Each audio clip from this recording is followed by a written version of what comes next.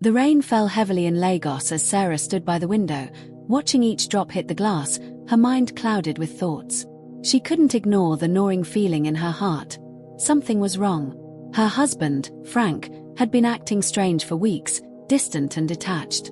They had moved to Lagos for a fresh start, leaving behind the familiarity of their small town for the bustling, vibrant life of the city. But instead of bringing them closer, Lagos seemed to be pulling them apart. Sarah thought back to the life they had imagined together, the plans, the promises. They had both dreamed of a thrilling, adventurous life, one where love could conquer anything. But now, she felt like a stranger in her own marriage, lost in the vastness of the city and the silence that had taken over their home. Suddenly, Frank's voice cut through her thoughts. "What are you doing just standing there, Sarah?" he asked, a hint of irritation in his tone. He was sitting on the couch, his eyes glued to his phone. He didn't even look up to see her face. "I was just thinking," Sarah replied, her voice trailing off. She wanted to ask him about his distance, about the nights he came home late, about the strange phone calls. But the fear of what he might say, or worse, not say, held her back. She felt trapped, as if she were walking on thin ice, afraid that one wrong step could shatter everything. Frank sighed, tossing his phone aside. "You're always thinking.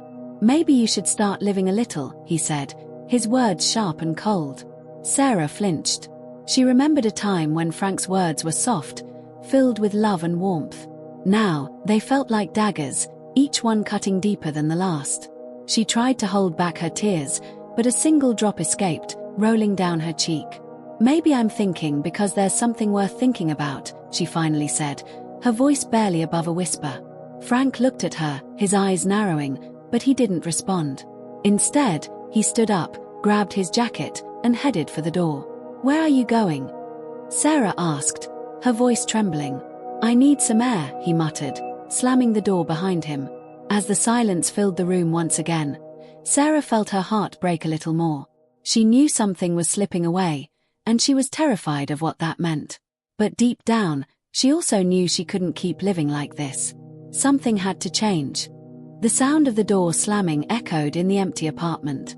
Sarah's eyes stayed fixed on it for a long moment, as though staring would bring Frank back, as if the force of her gaze could somehow reach him. But he was gone.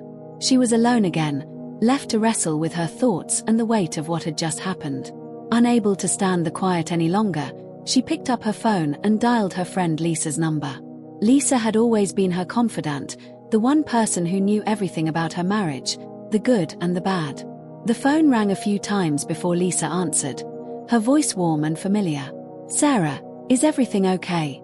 Sarah's voice cracked as she replied, "No, Lisa, it's not. Frank, he's different, he's so cold, and I don't know what to do. It's like he's already gone, like he's somewhere else even when he's here." Lisa listened patiently, allowing Sarah to spill out her fears, her insecurities, her worries. When Sarah finally fell silent, Lisa sighed. "Sarah, I don't mean to scare you, but do you think he's hiding something?" The question hit Sarah like a jolt. She had avoided even entertaining the idea, pushing it aside as paranoia. But now, hearing it out loud made it real, unavoidable. "I don't know," Sarah whispered, her voice barely audible. "I mean, there's something off, but he wouldn't, would he? People can change, Sarah. Sometimes, even the ones we trust the most surprise us. But you can't just keep guessing. If you want answers, maybe it's time to confront him." Lisa's words hung in the air long after they ended the call. Confront him. The idea made Sarah's stomach churn, yet a tiny part of her felt relieved at the thought. Maybe if she confronted Frank, if she got him to open up, they could find their way back to each other. Or maybe, it would end everything. Later that evening, when Frank finally returned, his face was a mask of indifference. He barely acknowledged her presence as he hung up his jacket and moved into the kitchen. Watching him, Sarah's heart twisted. She couldn't ignore the feeling anymore. She had to know the truth, no matter how painful it might be. "Frank," she said, her voice steady but laced with desperation. "We need to talk." He looked at her, his face blank, like he hadn't heard her. But then his expression hardened. "What's there to talk about, Sarah?" "Us," she replied, her voice cracking. "What's happening to us? You're distant, you're cold, and I feel like I don't even know you anymore. Are you hiding something from me?" Frank's gaze shifted, a flicker of something she couldn't identify crossing his face. Then, almost as if he had practiced it, he let out a bitter laugh. "You're imagining things, Sarah. You're always looking for problems where there are none. But there are problems, Frank. Look at us.